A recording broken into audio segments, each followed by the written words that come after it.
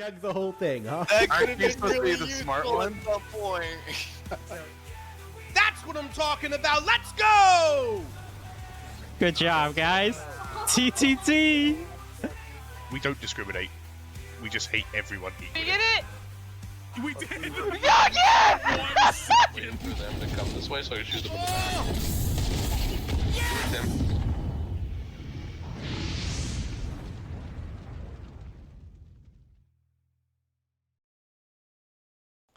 All right, we are live here on Twitch. Really happy to be here with our second episode here of Heroes Hall. I have Zillin here with us. I have Genesis here with us. Really excited to have them here as guest stars on the podcast. And then you guys recognize Scary Dave probably from our first podcast as well. So just wanted to welcome you all. If you haven't seen our first episode, this is your first time tuning in. We're going to do these about once a month. I think this month I wanted to get a second one in just because of the AMA, and we'll probably do another one after the live stream at the end of the month as well. So make sure to check us out on Twitch and YouTube, like and follow, so you can see what's going on in the future. But I thought we would get us started off here with some introductions, just so you know who everybody is. So why don't we start with Zillin? How about you tell us a little bit about yourself, plug whatever you want to plug. My name is Zillin. I make Twitch and YouTube content for Ashes of Creation. Been following the game for, I guess I've been following it since the beginning, and I've been really following it, making content, for about 4 years now.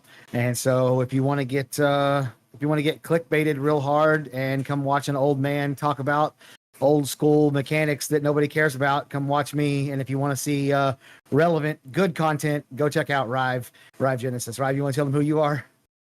Yeah, thanks, Zone. Genesis Guild GM, discord.gg/Genesis Guild. Also make YouTube and Twitch content on occasion, but that's slowed down with the guild leader stuff that's been going on. But Rive Genesis on YouTube, Rive Genesis on Twitch, Ashes only. I used to cover a few other things, but it's just Ashes these days. Awesome. And Scary Dave, how about you? And I'm Scary Dave. I'm an officer in the PvE speciality here at the Heroes Gaming Group, and I recently started out on YouTube about a month ago now. And you can find that at scary_Dave91. I don't cover Ashes of Creation yet because I like to cover games I've actually been able to play. So right now it's mostly Warcraft content, but I do cover other things as well. Can't blame a man for that. Awesome. And, just myself too, Music Master. I am the GM of Heroes Gaming, a guild that we're going to be starting in Ashes of Creation. We're also our own multi-gaming community. They've been around for 10 years, discord.gg/Heroes Gaming if you want to jump in. We like people from all walks of life, no matter what games you play. But yeah, pretty big update here with the AMA, and definitely caused a lot of controversy, to say the least, if I have to say, in the public opinion and public eye, which is why I thought that this would be a good idea to kind of just chat through our feelings on the AMA and discuss maybe public perception and everything surrounding it. I do just want to preface this before I dive too deep into it. At the end, I'm going to do a little Q&A with anybody who's here in chat. So if you have any questions for anybody here directly that you want us to answer, or for kind of the panel as a whole, feel free to comment and chat with those questions. I have somebody who is watching out for those questions, and we'll pick them up and we'll ask them at the end and answer those questions for you. So if you got the questions, feel free to type them in chat. But I thought we'd start off here with just kind of doing a little overview of what was covered in the AMA. So I have a couple slides here to share with everybody on the stream, and then we'll just get into some general back and forth discussion. So, the first big news here is that Alpha 2, right? We have October 25th. We have a date for Alpha 2. Super exciting. They released that we're going to be doing this in 3 different phases. So we have phase 1, phase 2, and phase 3. Phase 1 starts October 25th. It starts a little bit later, 2 weeks later, if you are buying the alpha keys that just came out.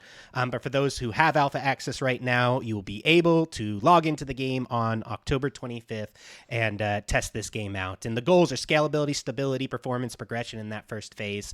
And it's only going to be on weekends, Friday through Sunday. So every weekend, Friday through Sunday, will be phase 1 testing. Phase 2, they're going to up that to 5 days a week, days to be determined, starting December 20th. And the goals are really going to be to test the node advancement, the economy testing, Vaseline are the main kind of goals here of phase 2. And then phase 3 next year, May 1st, 2025, Alpha 2 will be available 24/7. So be able to log into the game 24/7, test, play the game, provide feedback. And that's where they're going to really pile on everything else they couldn't fit into those first 2 phases. They also talked a little bit about the cadence here of content and how they're going to release that. So every 3 weeks, they're going to have minor version releases of Alpha 2, balance changes, and major bug fixes. And then every 6 weeks, they're going to introduce a new major feature or new features and content. They really gave us a roadmap of what exactly they're going to include in the different phases. So you can see phase 1 here has a whole bunch of things to them. Most notably, we're going to have the 3 races, 3 of the races. We're going to have 6 archetypes. 2 of them are not going to be present, Rogue and Summoner, right at the start.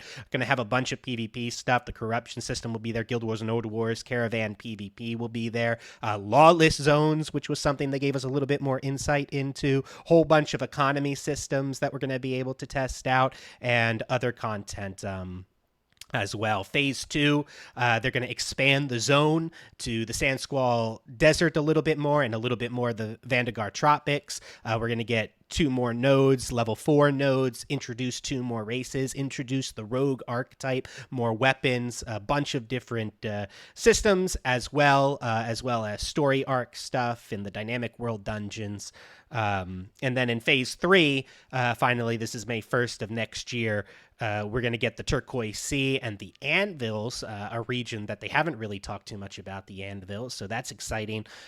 With 4 new unique node layouts, we're going to get the other 4 remaining races, the Pyre, Renkai, Nakua, and Tolnar. We're going to get our Summoner as well, more weapons, more PvP, more systems, especially the everything else. And then we're going to go into the Alpha 2 keys. So actually this slide that I'm sharing you with right now has been updated just recently today by Intrepid. So originally they were releasing just Alpha 2 keys in these waves. So you could buy access to the first wave, the second wave, or the third wave. If you buy into any of the waves, you get access for every subsequent wave. But it was only Alpha 2 access, but they just changed their tunes a little bit after some of the public perception, and now these keys also include Beta 1 and Beta 2 access. They include a month of subscription time, and they include $15 in Embers, which is their in-game marketplace currency. So they made these more into bundles and looking more like the bundles and packages that you could buy before. So that's just kind of a little checked the whole overview, thing, obviously, of the everything that they talked about pretty much on stream. And obviously it was a lot longer. I recommend that you go watch it for yourself if you want more details. But yeah, so I think we should just get into discussion. So how about I just kind of open it up and say, what were your general thoughts of the stream? Positive, negative, meh? Overall, what'd you think? Any of you can go first, whoever you want. That's not fair. Everybody's going to try to be nice and not go first. Zillin, you go first. I'm nominating you. There we go. Oh, I was thrilled. Like I have been telling people for 3 years that persistence until launch doesn't mean, that means that the testing phase is going to be persistent, not the servers themselves would be persistent. So I got exactly what I expected. I was saying hours before the stream when I was live, I was saying this is going to be a rollout where, I didn't have it exactly like they had it, obviously, but I was saying, like, we're not going to have servers up all the time. They're going to be up for a day or two and then down for a day or two or something like that. So I'm not disappointed by any of that, and I'm thrilled because we have a date. I now know. I don't have to think about it anymore. I don't have to speculate. I don't have to be wrong about the Alpha 2 date, which I've been for 4 years consecutive now, or 3 years consecutive now. I'm thrilled. Okay, we're getting started tested. Like this, to me, this is the start of everything. So we're here, and I'm thrilled. Awesome. Scary Dave, how about you? Tell me your general have- thoughts on the stream. I have quite a polarizing point to that. Admittedly, it's become a lot better now that they've made the changes to it. The first time it went up, I was sat with a load of players that played other MMOs, and I was getting ridiculed for even still supporting Ashes of Creation because of the way that the language that was being used to try and sell the keys to people. I think that the PR team needs to understand that a lot of the MMO community is basically a group of people which has been lied to and mistreated for absolutely years now. So when they catch you out on a small little lie, they're going to try and dig deeper and harder into that repeatedly. So I think that when they do communicate with us, they need to be very clear and understanding about what they say to us, so that that's what we expect. Because any less than that, people are going to jump on it. I don't believe the game is a scam. I really am looking forward to Ashes of Creation. I would love to play it. But at the moment, it's easier to draw similarities to previous scam projects than it is to successful MMOs, which makes it so easy to criticize, in my opinion. Yeah, and I knew coming into this, right? Scary definitely has an opposite viewpoint, I would say, of myself personally. I kind of mimic more like what Zillin said. I'm super excited, right, about this. I'd say it's largely positive. I would say I did have some minor disappointments during the stream. I was under the impression that Alpha 2 was going to be 24/7 from the start based on language, but honestly, I'm okay with it. Right. And I do think that the way they're doing it is the right way to do it. So, it's fine because I think it's the right way to roll things out. I think you should roll it out gradually. It does make sense. Though, of course, I think all of us who have paid for Alpha 2 access would love to be able to log in at any time, right? If we're being honest with ourselves. But I'm glad that they're doing things the right way, so I can deal with it. Rive, what about you? What are your overall thoughts? I guess I'm somewhere in between.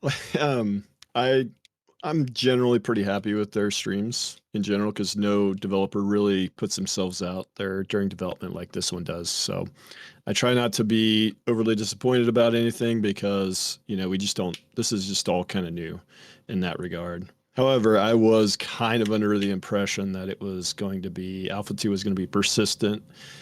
The servers would be up all the time. That was my impression, and I think that's the impression a lot of people had. And so I was a little bit disappointed in that. I think the way they could have fixed this whole thing, I think they didn't want to delay. I think that's what happened. I think they didn't want to delay, so they're calling it Alpha 2 weekend testing, when really it's just spot testing. They should have just called it Pre-Alpha 2 Phase 1, Pre-Alpha 2 Phase 2, and then May should be the start of Alpha 2. That's really what it is to me. They wanted to delay Alpha 2 until next year. And they've kind of changed the terminology a bit to fit. We're not delaying. Let me ask you two a question, since this is supposed to be more conversational. Rive and Scary Dave. Rive, I know you watch every single live stream. You watch every minute of every live stream. You might watch every minute of every live stream at least twice. Just to go back for information. Dave, do you watch all the live streams? I've watched every live stream since November of last year onwards. That's when I got invested in the game and started following it properly. Yeah. You might not have heard this, but I'm pretty sure you have. This is what's interesting to me. They have flat out said multiple times in the last 3 years that the servers would not be up 24/7 for Alpha 2. They've said it during the live streams at least 3 or 4 times. And people just aren't hearing it. This isn't a problem to me as such, really. The problem for me is more the key sales. It comes across. Yeah, I know. We've been told a year ago that they've already funded this game to its completion, and now they're saying, "Oh, but you can still support now for an extra £100." The biggest thing that Ashes had going for it when I was explaining it to WoW players was, you can't even support it, even if you wanted to right now. They've already got it funded to completion. You can't go and give them money because they don't need it. That's all gone now. You couldn't buy keys. That's funny. Yeah. I mean, it hadn't been very long that you hadn't been able to buy keys, but yeah, I just think it's since I started following the game, obviously. Yeah. So. I just find it interesting that even people who are invested as Rive is, because I know how invested Rive is. I mean, he's got a lot banking on this. We're missing when they have flat out told us that the servers are not going to be up. They've told, they told everybody for months and months and months, if you want access to this game, you better buy access to this game. We're going to shut off access. We might open it up in the future, but we're going to shut off access. And then as soon as they shut off access, everybody complained. And it's like they tell us all this stuff. They flat out tell us in plain English all this stuff. And then when it happens, people go, what? And I'm going there. They told you it was going to happen. So that to me is what really has blown me away the last few days, is people complaining about stuff that we knew was going to happen, or if you were paying attention, you should have known it was going to happen. See, I think it's interesting that you bring that up. See, because I think and this kind of goes to, right, the reason that I wanted to have this discussion is public perception, right, has been negative. And I think a lot of it revolves around like two things, right?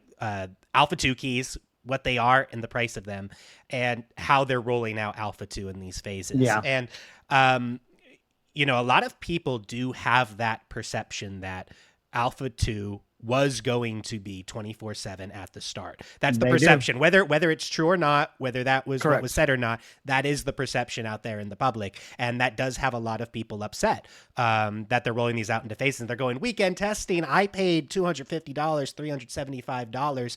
I'm not available on weekends because I work weekends. They should have told me they were only going to do weekends, because I'm now out of phase 1 because I can't get into it. Now, what I would say, and, maybe somebody can fact check me on this, but I'm pretty sure that the wiki also stated, that Alpha 2 was going to be persistent, where servers would be live 24/7 during Alpha 2.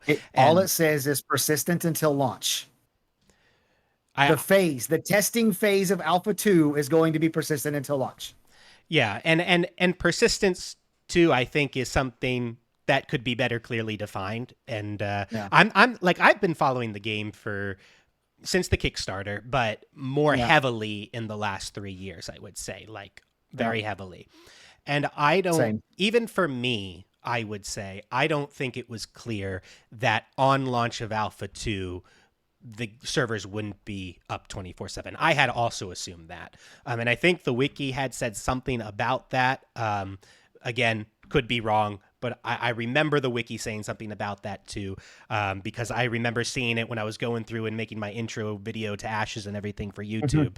But, I was under that perception too. And I just think that maybe the language could have been more clear, especially closer to Alpha 2. I definitely don't remember them saying any time in the last year, since they've announced it was going to be quarter 3, that, I want you to go back and watch the last 3 live streams over again. Inside the last 3 live streams, Margaret straight up said the servers will not be up all the time. Straight up said it. All right. Yeah. And I mean, nobody heard her. I'll go back and watch it again. But, even so, let's just say she said it in the last 3 live streams.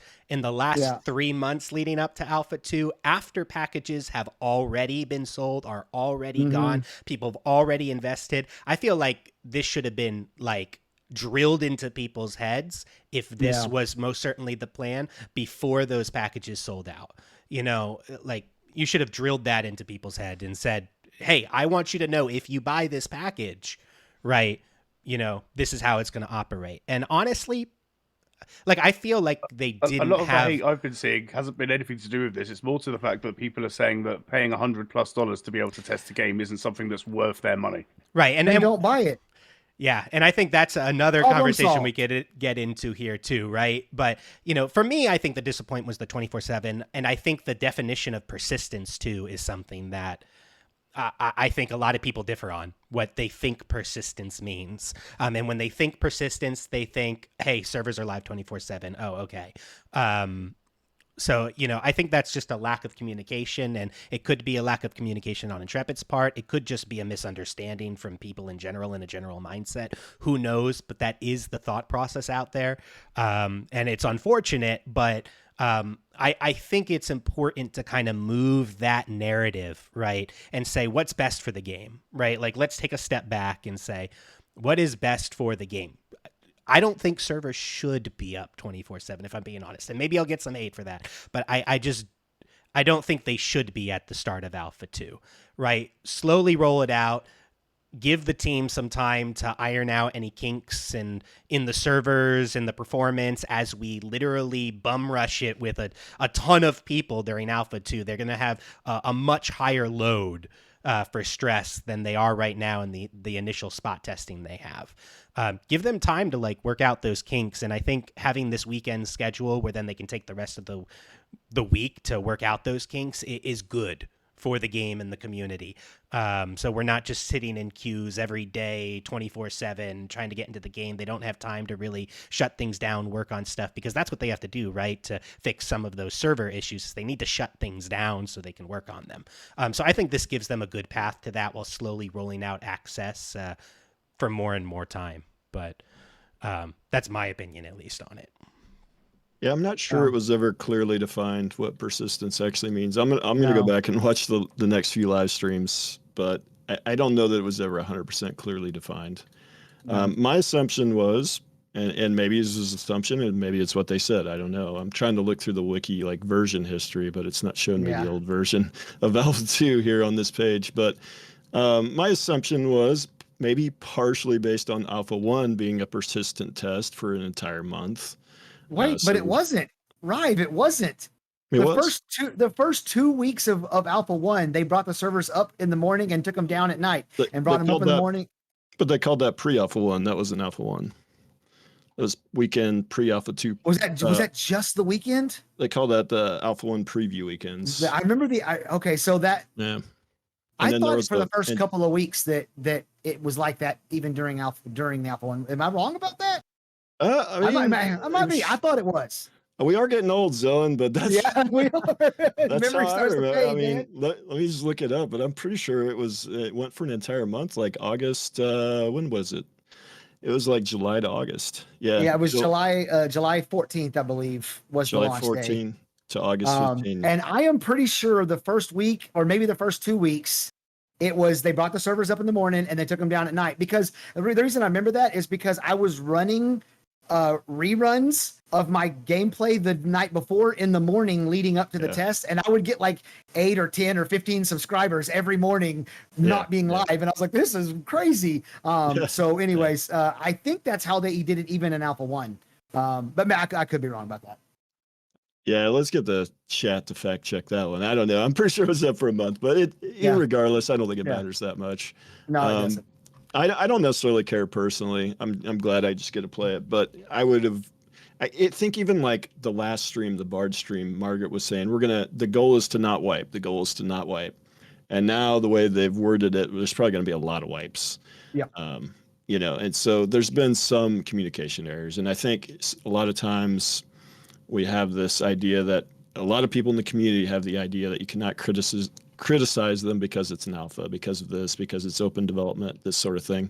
But they're doing open development, so they want some feedback. And I think as long as it's constructive, as long as you don't go Jalan on them or anything like that, I think it's fine to say like, hey, let's try to fix some of our wording and be a little more clear what you're going for. Right. Especially when you're selling something this expensive. We could just not buy it. That's certainly an option, but the prices are pretty high, and a lot of us bought this years and years ago. So whether it was changed or not, they should have been, I think, a little more clear a lot longer ago, is my opinion. A lot longer ago. I will say that, to me, the overwhelming majority of the problems here, and it's not just with the price of the keys or the rollout of the thing or the servers being down for a certain amount of time, none of all of this is a result of kind of two things. One is open development, and you just mentioned it. Like, it's all out there in the ether for us to watch and see and criticize, and that's just not the case for any other MMO that's ever been made. And then even more specifically is Intrepid is a different video game studio than any other studio that's ever existed. Steven went off on a tangent about it in this last live stream about how different they are. I have made I would say the same kind of language that all of the scam MMOs have been using for the last 5 years. Trust us, we're different. It's that kind of language that triggers people that are on the outside looking in. But to me, you can't argue Ashes of Creation's a scam now. Like, that's done. That's over. I would argue that potentially they're not being honest about how much money they've got left over if they're needing to sell these keys for such a high amount of money. I could buy that. We're going to come out now and say, actually, the reason we're selling these keys now for $100 is because actually we're broke and we do want to finish this game and we're going to need a bit more to see it through to the end. If they had said that, I'd be like, no, fair play. Completely get it. I put $400 into this myself. I want to support the game. But I don't feel like that's what they've done. They'd be like, hey, you can have this exclusive opportunity to come and test our game with us, and it's going to set you back $100. And that doesn't come across as being honest with the players. See, you know what's funny is I actually think it's a little bit different than what you're saying, because I've done quite a bit of math on what we know for a fact they've sold, and there's a whole bunch of stuff that they've sold that we don't know. Like we don't know how many pre-order packs have gotten bought, that sort of thing, like just the cosmetics every month. So think about this, and I kind of laid this out on a stream a few weeks ago. One of the big selling points, and you even kind of mentioned it a second ago about Ashes of Creation, is the no box cost. It's just $15 to like, all you gotta do is pay $15 and you can jump in and you can play this new MMO, give it a shot, right? And if you think about it, MMOs have these really, really long development cycles. They cost hundreds of millions of dollars. It's really, really expensive. But as soon as you release your game, you start recouping money because people are paying $60 for the box, $15 a month to play, etc. Well, a huge amount of the people who are going to be playing Ashes of Creation bought those packages, and they have a year or 6 months or 4 months or whatever of not paying the $15 a month, and that's a huge amount of money that they're not going to have. So at this point, if they at where they are in testing right now, if they go, hey, look, for $100 you can jump into testing a little bit early and it gets your account going and all that stuff, they kind of like backdoored in a box cost in a way. But also what they've done is they've estranged themselves in a way from the people they're trying to get in the door, which are the people that aren't already invested in the project in any way. The one thing I'll say about that, because I agree with that completely, and I was actually thinking about making a YouTube video on this topic, but here's the quick and dirty facts that a lot of the people who are not happy right now or won't be happy to hear or realize.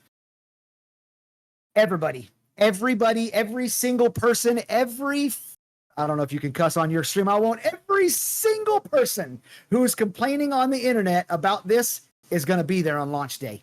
All of them. Everyone. So if the game is good, none of this matters. And I love that you said that, Zillan, because that was my point, because this actually has been a discussion in my Discord as well, a lot of back and forth. And I pretty much said exactly what you did. And Scary and I have been talking about this a lot because he's a contrarian view to kind of where I sit on this. And, I've said the same thing. There's all of this PR out there. And yes, if we're being honest, right now, outside of the AOC community, Ashes has a negative rep. They do. There's a lot of people that don't look at the game highly. Whether you believe their reasons are good or not, that's just kind of, I think, the sentiment right now at this stage. But I was telling Scary, I was like, none of that matters. None of that matters in a sense right now, because they will change their tunes very quickly if the game is good on launch. The product, if it stands on its own and it's a good product, they will change their tunes very quickly. And I would rather Intrepid focus on doing what's right now to ensure it is a good product for launch than try to cater to the masses. And that's one of the things that really attracted me to Intrepid and the way that they do things, to be honest, because going back to kind of the conversation on the open development, I think that a lot of this negative PR is also a symptom of the open development and how they go about their development. I'm sick of other companies that, they say, hey, we're making this game. They go dark for years and years on end, and then they show you a product and the product is trash or it's no good, right? And that's just kind of it, right? Or they rush it to market because of pressure from their publishers, pressure from the public, whatever it might be. And I'm kind of like sick of that. And one of the nice things about Ashes is they have this open development, which honestly, I don't know what other game, and somebody can throw some examples out there, but I don't know what other game has monthly live development streams of multiple hours in pre-alpha environment where you're seeing pre-alpha gameplay and they go over their details of their plan, the gameplay, etc., and then holds monthly Discord calls with people to vocalize their feedback and concern directly to the dev team.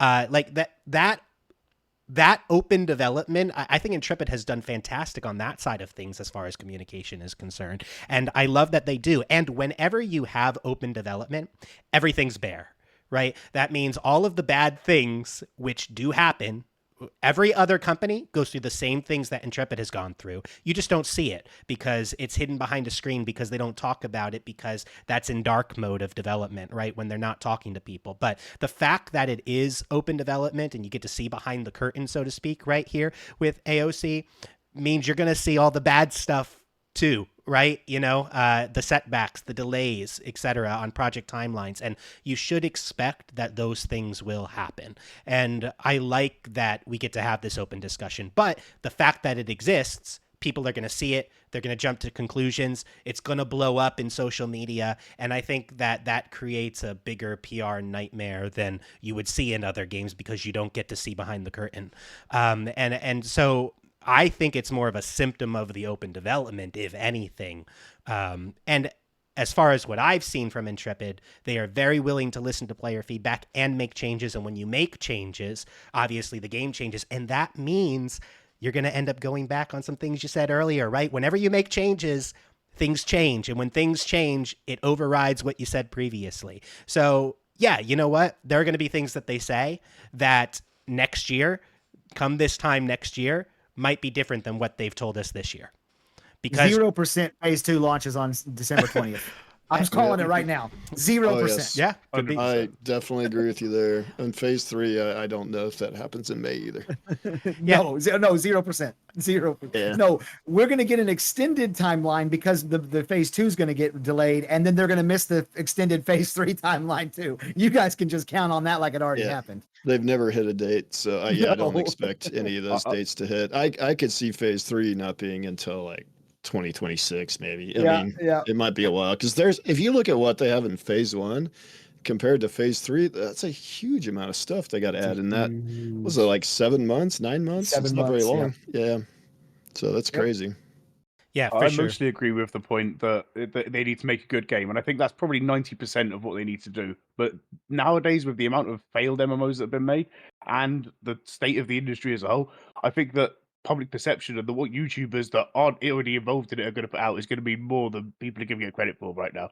If people like Asmongold and Narc and stuff do decide to go, hey, actually, some creation is shit, I hate it, this is why I hate it, people aren't even going to watch the video. They're going to read the title and they're not going to buy the game. Asmongold's going to do that no matter what, I think. Yeah. I mean, potentially, he did that today. You go watch his video, he's actually not that against it. The clickbait title makes it look a whole lot worse than he actually makes it sound when you actually listen to the whole point. And if they don't win over the public perception in that sense to the point that these people care about the game, then I think it's not going to draw in the kind of players you need to make an MMO big enough to feel lived in. And I mean, that might be an out there worry. And obviously, compared to how the other scams have been, this is a very minor worry, but it is a worry that I do have. And I think that rather than people that don't agree with that shutting it down, I think people need to be open to having that conversation. Because as I've said this to many people around the internet in the past few days, I've been absolutely ravaged for it. My Reddit account is literally disposed of now because of the amount of downloads I've had on Reddit. So I think that is a fair side of things that people do need to consider. And if the whole of the gaming MMO industry says, "Oh, this is Star Citizen 2.0. It's going to be out in 2080. I'm not going to bother investing my time into it." I think that will have an impact on the game. Yeah, I think, I kind of want to point out like a comment in chat there. Daladid said, you can see that willingness to make change even in the most recent change to the new Alpha 2 key sales, so long as it's in place in line for their development plan. So like, I think that's a great example there from chat. You see it right now, even like in the last couple days here, they got a lot of heat for the Alpha 2 keys and the price and what you're getting for it. A lot of people spoke up and they're like, hey, we hear you. We're going to change it to be a package. We're going to give you a month of game time. We're going to give you those embers, and we're going to give you access to beta 1 and beta 2 because everybody hates that you only get alpha 2 access and you're not getting the beta phases along with it. And they were willing to make that change, and that's fantastic, right? And that just That's better than Blizzard was able to do for nearly 2 decades. So right. I do commend that bit, So when you talk about people, right, that might think it's a scam, right, so to speak, I think things like that, even the little things like that, you see that they do, which proves, right, they care. They care about the community. They care about the feedback. They're willing to make changes. And we just have to be willing to accept that changes will happen, that there will be delays because of those changes, and because of changes, they're going to have to go back on things that they said previously. By definition of making a change, they're going to have to do that. And I would rather them do that, right? Show us an aspect of the game that the community doesn't like. We tell them we don't like it, and they change it, right? I would much rather them do that than try to stick to whatever rhetoric they had from years past for PR perspective, or, right, or be pushed into releasing this product because of pressure to get it out in time. So I much prefer that. So I'm all open to change. I think it's a good thing, and at least we get to see behind the curtain with it. But one of the things I wanted to point out there, because Scary, you've talked about it quite a few times, is kind of the Alpha 2 keys and the price of them. And, I had mentioned, I think that's the other thing that people were really upset with. So let's dive into that a little. I mean, what do the rest of you think, Zillin, Rive, Scary too, about the price specifically and what you're buying into? Do you think it was a good price? I actually have I wanted to bring this up before, and now you're leading right into it. So when it comes to the value of what you're buying, because a lot of people are saying, well, it's $120 to test. And now that they're finally listening to what Intrepid is saying and what the testing is going to be like, they're like, oh crap, who wants to pay $120 to test? And I have two responses to that. The first one is don't buy it. Shut up, go sit down and don't buy it. Like, stop whining. That's my first, my initial reaction. But if I want to sit down and think about it and be more rational about it and have an actual response to it, I'm gonna talk about New World for a second. And you're going to be able to take what I'm going to say about New World and apply it to every MMO that has released since World of Warcraft. World of Warcraft it doesn't apply to, but it applies to every single one since then, with maybe the exception of Eve. Okay? So they go into development. They develop the game. Like you said earlier, it's developed in the dark. At the end of development, they come say, here's a beta test. You can go beta test it. Some people pay early to get into beta tests. People paid early to get into New World beta test, for example. Sometimes not, but whatever. You get into beta test, and they get in there, and everybody goes, this is wrong. This is wrong. The combat's boring. You can't swim. There's no horse. Whatever the complaints are about the game, and they list off all the things that are wrong with the game. The game's already done. Beta means the game is done. It's bug fixing, balancing, polishing, that sort of thing. They're not changing any of that crap. So none of it gets changed. The game gets released, and inevitably, the specific things that the community and the beta testers were calling out as problems are the reason for the demise of the damn game. So in Ashes of Creation, it's alpha testing. People think they think because I'm getting in early, it's the same as getting in early on New World, and it's not. It's alpha testing, not beta testing, which means the game's not done yet, which means your feedback matters. So part of the value of what you're paying for when you're paying this $120 or $100 or whatever it is to get into this early testing is that when you say, hey, this isn't right, it needs to be fixed, number one, they are listening and they prove they listen. But number two, there's actually still time to fix it because they're all used to giving that feedback in beta where there's no time to fix it. So I would that's my big argument on where you're getting your value if you need value for a test. I could just clarify that Warcraft had the same problem around Battle for Azeroth. They put out a big test for everyone to play. All the content creators and all the experts went on it, said this will need to change. They didn't change it, and the game flopped. Yeah. So it happens for everything. Yeah. Yeah. What about you, That's Ryan? all I Any have on specific thoughts on the price specifically? I don't have a huge problem with the price. I guess my only problem was with the persistence thing we talked about earlier. That was, and I personally don't have a huge problem with persistence or the pricing. I get where other people are coming from with some of this, though. From an outsider looking in, I can kind of understand it, but it's not uncommon for devs to charge this for alphas either. I think Arcade charged like $100 for their alpha, and this was years and years and years ago. Or it was like early access. Yeah. So I mean, it's not unheard of. It's not unheard of. Of course, that was like an early access, and the game was somewhat kind of done at the time, so maybe a little different. But I mean, you're gonna get. I think Alpha 2 is gonna last 3 years at least, and maybe I'm on the high side, but I mean, I think this game might have 5 years left, so you might get 5 years out of that $100 or $120, whichever pack you buy. And when you look at it that way and divide it out by month, it's very cheap per month, so you're getting, and obviously it's not a game, at the start, but eventually it will be kind of a game, especially towards the end of Alpha 2.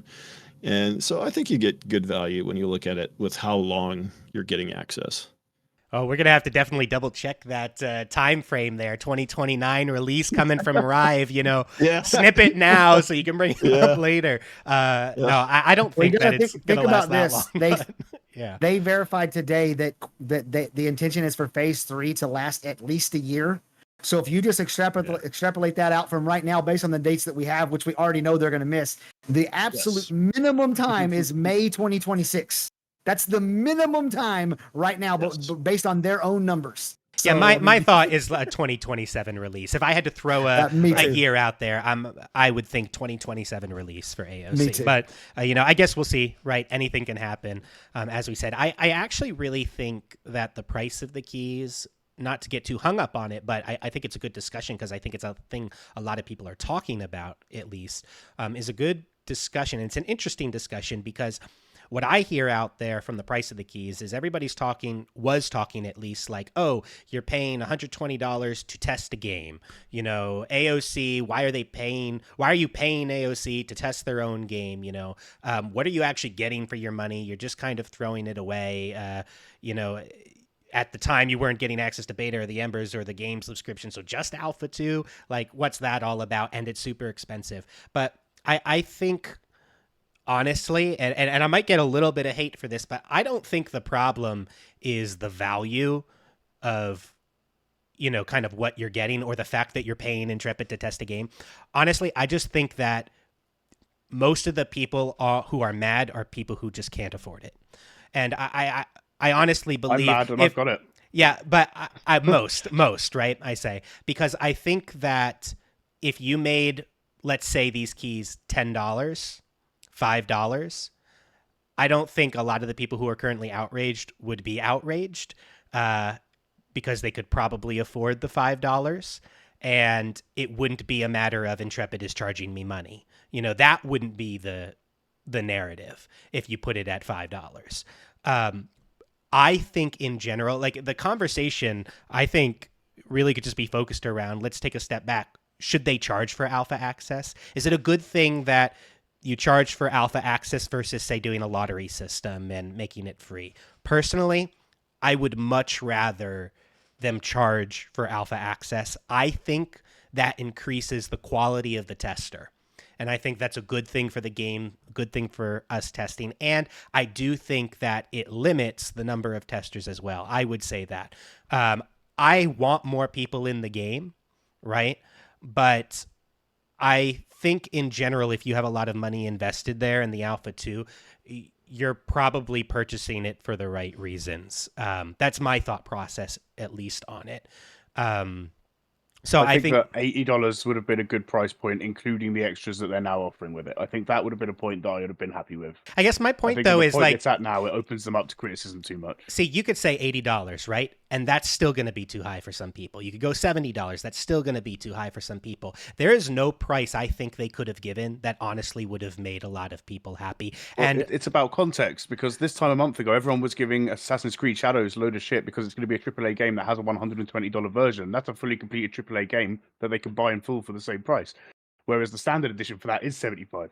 So it's about what you're getting for your money. If you're comparing it to other games in the game industry, I can either get a AAA product that's completely finished and ready to go, or I can test this game.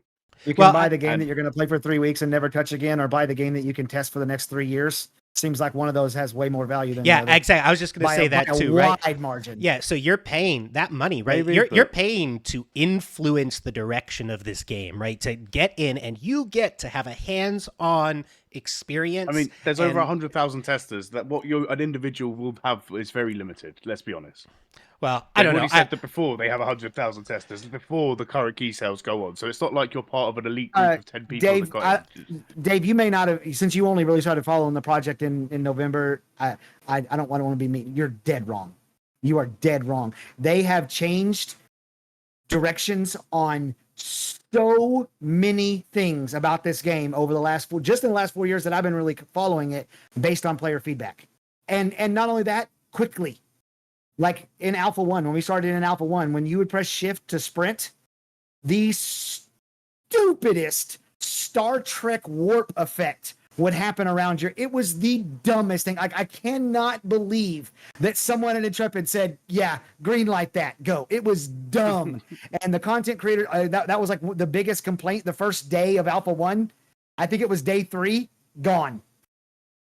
Never to be seen again. Like they absolutely are listening and making changes based on our feedback. They changed the entire Nakua dwarf The Nakua Dwarf looked nothing like it looks right now, and when they came out, everybody was like, "This is terrible," and they went back all the way back to ground zero. So no, you are absolutely having an impact with what you have to say and your feedback in with this company more so if than you any share other the I've ever opinion dealt of the with. general consensus, right? The more people that get added into that mix, the more Sort diluted of, your voice for would be. sure.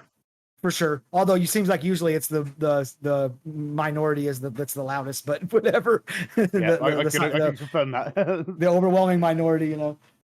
Yeah, I mean, I guess I would say that's an obvious, right? You know, obviously, if you have a lot of people testing, you know, maybe your voice gets muted individually a little, but you do have impact, right? You have the ability to start conversation. That conversation can grow. You can convince more people. You can create a movement. You can change things. And you get the opportunity to do those things because you're there and you're testing. And so you're paying really for that opportunity to be there, the ground up, to help build this game and to test it and provide your feedback, which is important. And to be honest, not everybody who bought Alpha 2 access is going to be active. People are going to drop off. You know, it's going to start. People are going to drop off because they realize, and they didn't realize before, that it's not a full game, and they're going to get in and be like, wait, I'm not actually playing a game. You know, I'm here testing this thing. Oh, I don't want to be doing this right now. And they're going to drop off, or they just don't have the time. They're going to be people who are more active than others. So, you know, it's going to be less people than you think. But yeah, I mean, just kind of expand on what I was saying before, though, about the price, and to finish my thought process. You know, there's a reason why I don't think it should be free. Specifically, I don't think Alpha 2 should be free. I think if you made this game free, you're going to get a lot of people that flood your servers. You're going to be stuck in server queues all the time. And for people, the type of people that are going to be coming in to Alpha 2 if it were free are people who are like, I'm coming in, I'm playing this game. Oh, game's trash, spamming general chat with, oh man, game's trash, can't even do this kind of stuff. And then they're going to bounce out and other people are going to come in. It's just going to be crazy, right? I think the price is good. It limits the number of testers. It improves the quality of testers, in my opinion. So I have no problem with them charging money.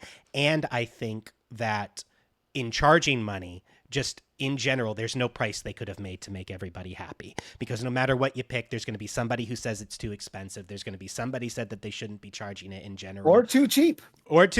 Because If it was $40, the others would be pissed off. And that's the other thing, right? Is you have to respect the people who already bought into the game. You know, personally, me, I don't care. I bought the game because I love the concept. I want to be involved, and you know, that's just an investment to help the company, in my opinion.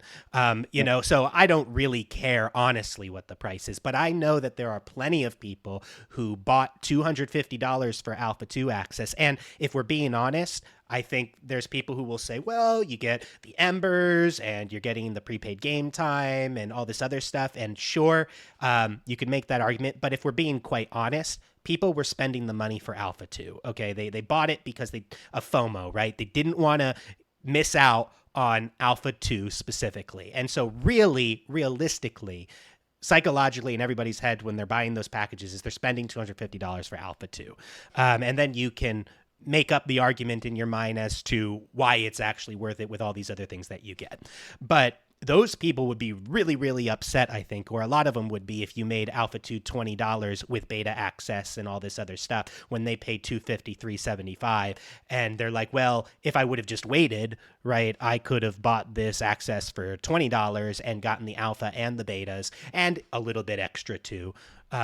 Because if I like the game, right, I can subscribe to it and just pay monthly. I don't have to prepay for the game. If I want cosmetics, I'll just buy them at that time, you know, like in the store. I don't need you to give me $100, you know, to store credit. I'll just buy it when it comes out and when I see what's in it, you know, like I think a lot of people have that mindset. And so, you know, really it's about, you know, just making sure you respect the investment of the people who came before too. So there has to be a balance. I said right away, $100. I think that would be fair. Still affordable, but expensive enough to kind of respect that. And I'm really happy, honestly, where the price landed. I do think it would have been better to delay selling packs again until after Alpha 2, because I think it was a little weird that they ended packs before Alpha 2 and said, you know, we'll probably put them back online later. They didn't really say when, but I think it would have been better to get Alpha 2 out there, see how the servers are running. If the servers are running good and you need more testers, then put the packs back up. How did they know they need more testers yet until we actually are testing it? I'm not sure about that. So I agree with that completely. I actually have thought that, you know, their whole kind of excuse, I guess, for all this is basically, you know, we're going to need more testers. People are going to fall off and there's not going to be as many testers. I'm like, why don't you open up sales when you get the fall off? Open up sales, because there are going to be a bunch of people who are interested now because they're watching it on YouTube videos and streams and stuff. They'll buy, you'll get another fall off, then reopen the sales and just keep reopening the sales when you get the big fall off until you get your stable base of, you know, 40,000 people who are actually testing on a regular basis, or whatever the number that you need is. So I agree. They should have just waited. Or they could have just openly said, yeah, we are actually short of money. We need some. This is why we're opening it up again. I think anyone that had invested a don't think large they're amount of short on money in the money. game would have understood it. But If you go do the math of what we know they've already sold, there's no way they're short on Steve money. mentioned it in the stream too, and whether I don't know, I haven't looked into their finances like directly on my own, but in his stream he claims at least about 30 million he raised from all the packages and stuff, and about 60 million that was invested otherwise. then So how is he arguing on Reddit that the fact that they need to charge for this is because of the cost of having the servers up with these people playing the game in the meantime? Who said that on Reddit? Steven, in reply Steven to did. people Actually, talking about, yeah. what I can Oh. do is, you know what? Let me actually put this up on stream real quick, and I'll read it I don't because pay this was attention to Reddit. this was actually, this is not from Reddit, but from their roadmap, and they said that the cost behind Alpha 2 access accounts for Realm and CDN costs associated with a live service product. While this is not a finished game, it will be a live service, and we will be updating on a 6-week basis as we build out the rest of the game's content and features. And they wanted to reiterate here that don't purchase, you know, testing access to AOC unless your intent is to play a completed game. Please wait till launch. So, you know, they did mention that, you know, the Realm and the CDN costs, and Steven did go into more detail on Reddit too in some of his replies too, that to reinforce that that's why they you know, they take in that money. That's why keys cost, is because there is a cost to maintaining those servers, right? On a live basis. And honestly, I'm fine with that response. I think that that's perfectly valid, you know? But yeah, I don't know. I don't necessarily think they're desperate for money, though. I mean, especially with those kind of numbers, with as much as Steven has invested out of his own pocket, the money they've raised, I don't think they're desperate for money, and it makes sense that they would charge a little bit extra because that money is supposed to get them to launch, right? And maybe even a little bit after. So it makes sense that they have some cash flow coming in for these keys that can account for the cost of the servers too. like the absolute minimum they spend per year just on salaries is 15 million, depending on how you do the math. It's like 15 to 20, could be higher. Yeah. Depending on how you do the math. So they burn a lot of cash per year, and that's not including the server costs, which they're going to have. The server cost is what's going to be that's why I've been saying Alpha 2 can't be that long. It just can't be because of the value, how much it's going to cost. But just doing like the quickest and dirtiest math you can do, which is 125,000. We know there was 100,000 Alpha 2 accounts like a year and a half ago. So let's just say 25,000 have sold since then. It's probably more than that, but whatever. At $250, some of them bought a 375 package, not a 250 package. That's $31 million right there. That's not counting all the cosmetic sales. That's not counting the people who bought the Alpha 1 package. That's not counting the Kickstarter. That's not counting the money that Steven has invested. Like they have generated a good amount of revenue doing this. And it wouldn't surprise me if Steven said, look, like, okay, if I'm gonna try to play devil's advocate to Scary Dave, which in generally I pretty much agree with you that this is probably a monetary thing, but if I'm going to, they're working on this dynamic server meshing thing a year ago, and they see it's making progress, but they're like, oh my god, like for example the multi-threading with Unreal Engine 5. They're like, oh, this is a problem. We might not be able to do this. This might not work. And so then they're like, and we have 120,000 people signed up. We've got to cut this off.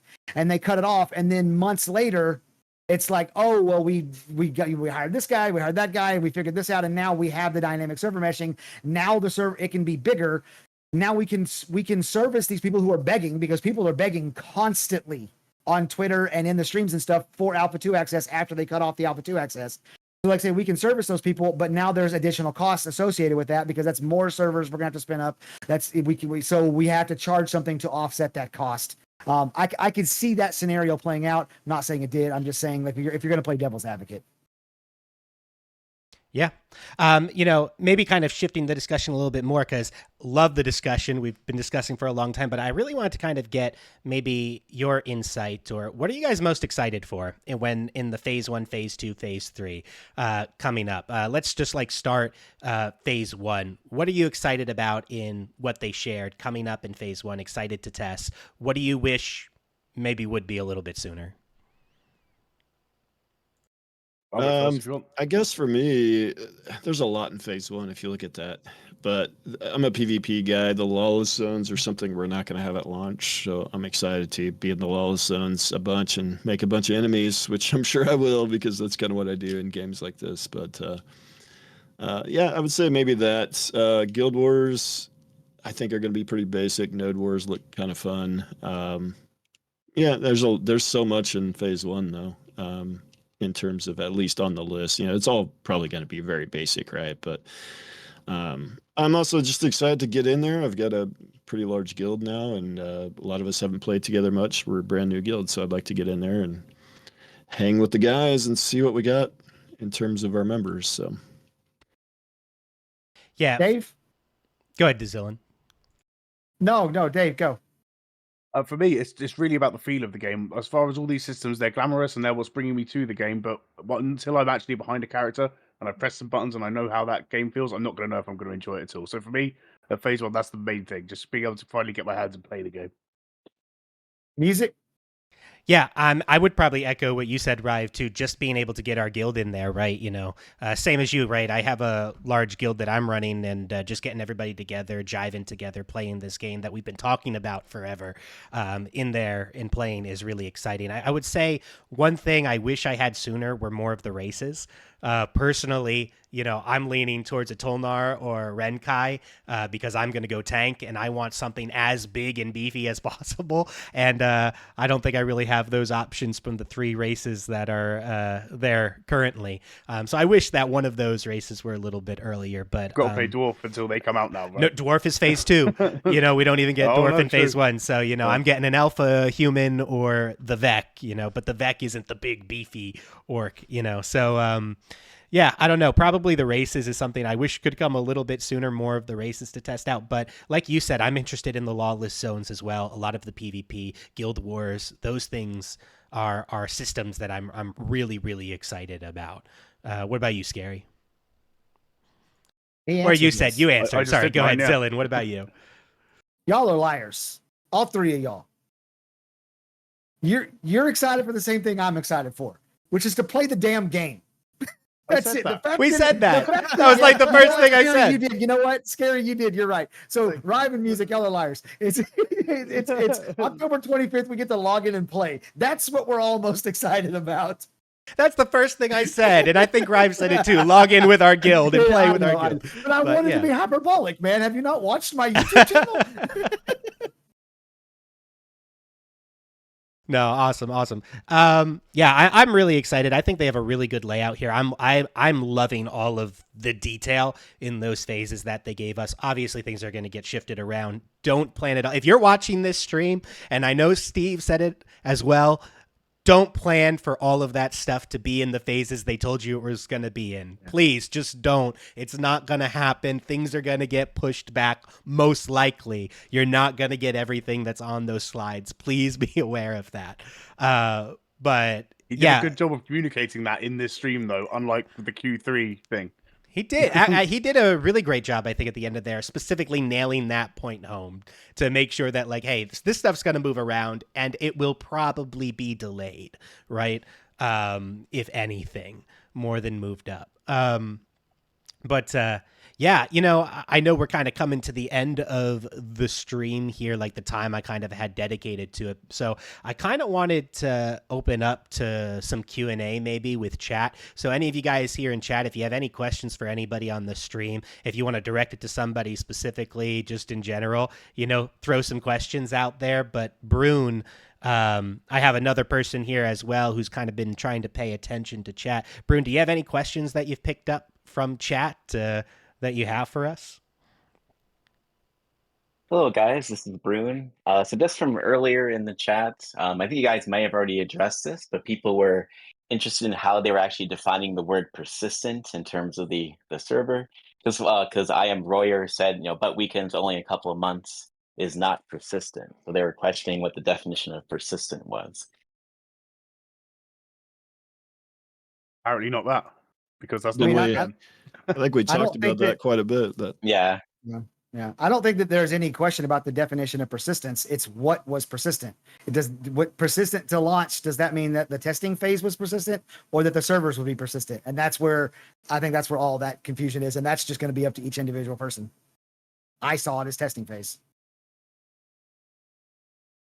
Yeah, I Yeah, think no, I think very- persistent to me personally, right? What I would say persistent is that I would say it's a synonym to consistent, right?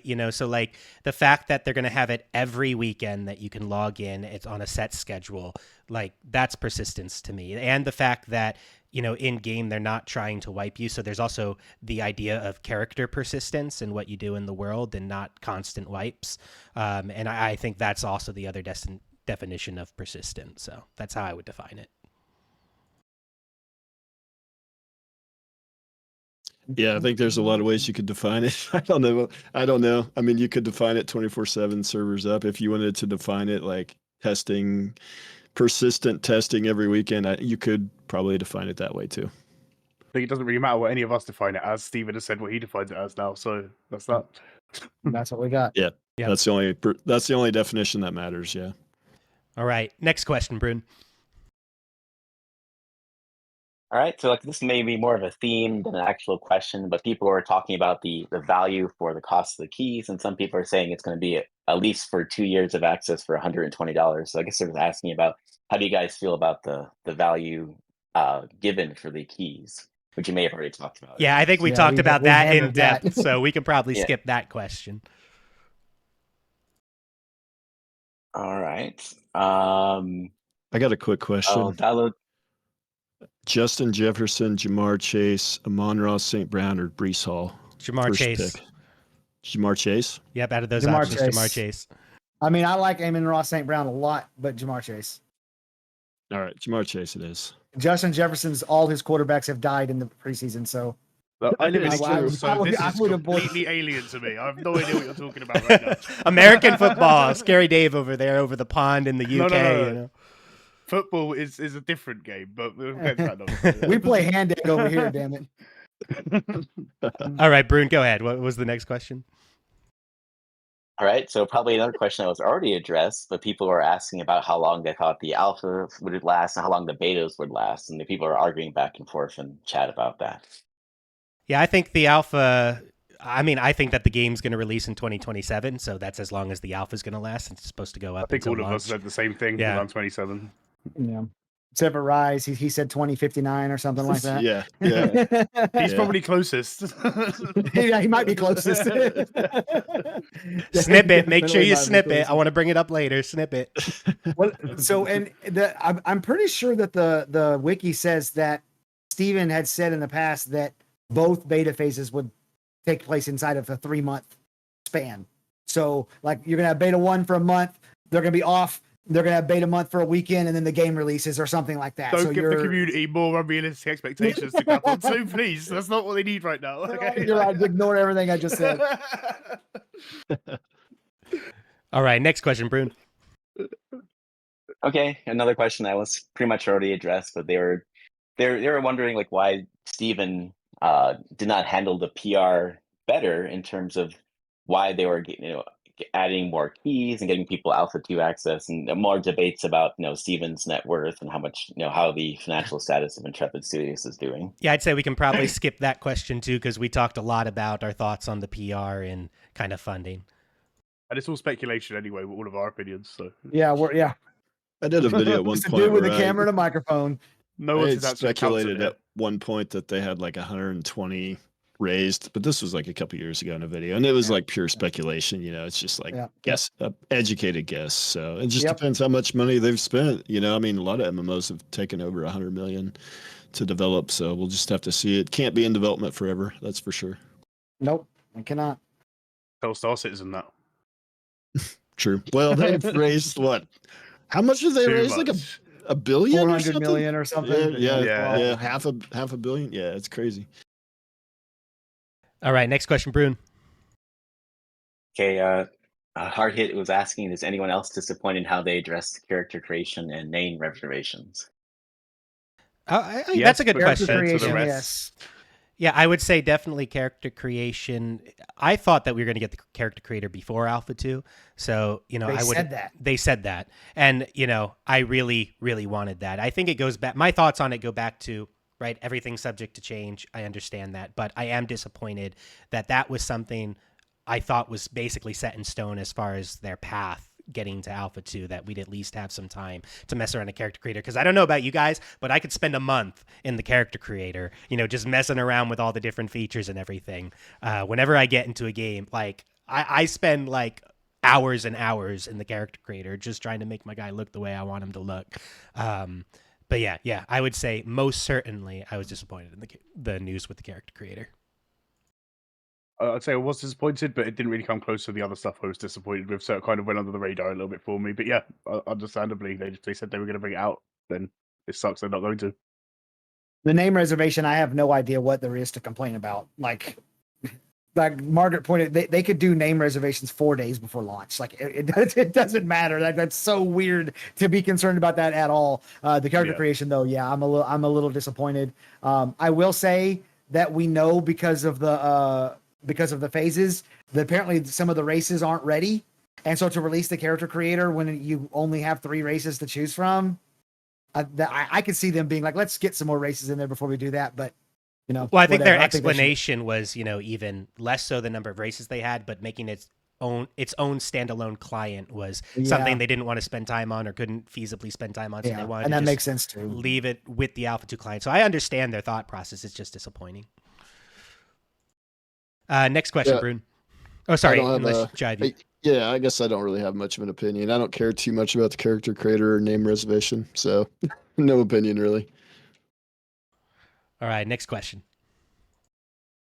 Well, there's other questions I'm not sure you'd be able to address right now. Like they're asking about, what would be the highest DPS class. I don't think there's any way to have any. Whichever one I'm playing, the end. Yeah, those are things that we're not going to know to Alpha 2, but we can speculate. I think Rogue is going to be a single target DPS really high. I think Mage is going to have a lot of AoE, right? High DPS AoE wise. So, I think it depends on if you're talking single target or if you're talking AoE. But I think that Rogue and Mage are going to be like right there at the top of the list. I just see no way to speculate on this whatsoever. Somebody's going to make a funky tank build, and tanks are going to do high DPS. Who knows? And then they'll get nerfed to the ground, and then 2 weeks later, Yeah. it'll be different. Yeah. Yeah, and I say that because I would say, like, in other games, right, when you think Rogue and Mage typically are top of the DPS charts.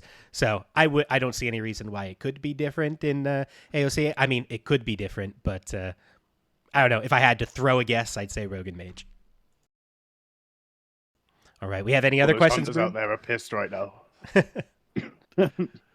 Well, I could have missed a few questions, but I think there were just a few. Yeah, I think there are not. I think that's all the serious questions. There are some conspiracy theory questions, but I think that's all the serious questions for now. I got a question for Rive.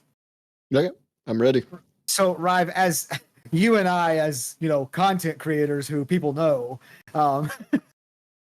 going back to the name reservation fired, thing. Yeah, I'm giving Rive a hard time.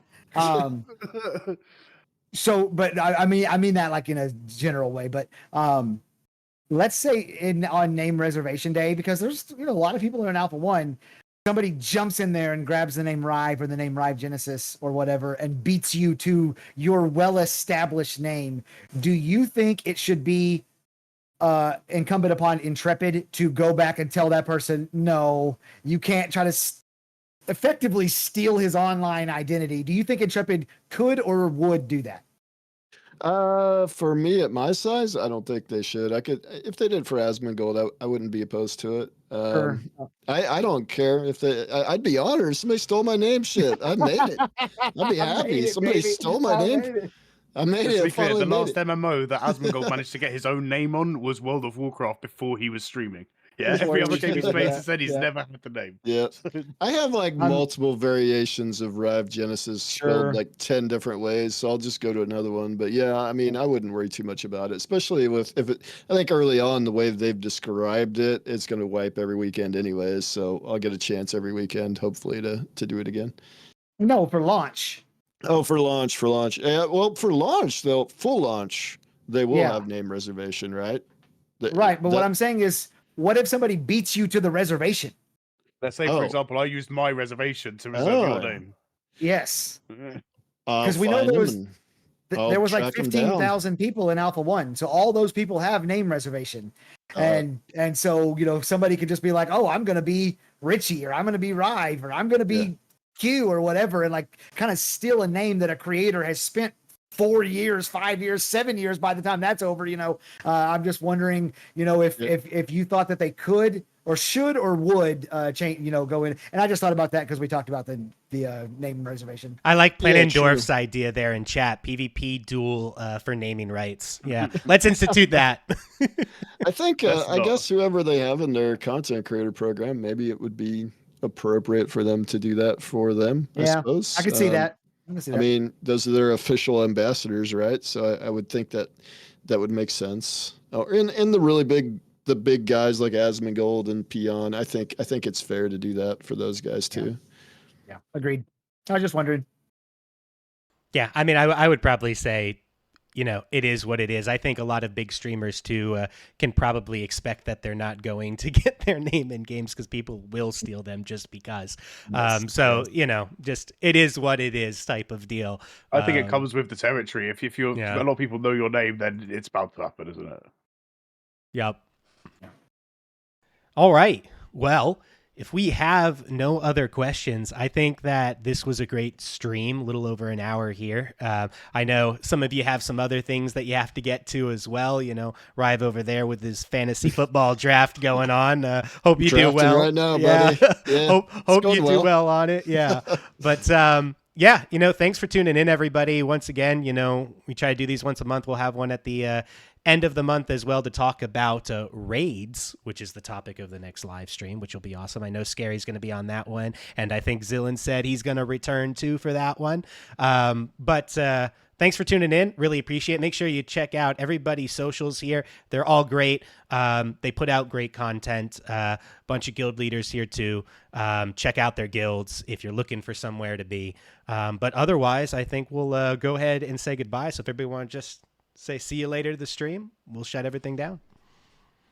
See ya. Bye, stream. Bye.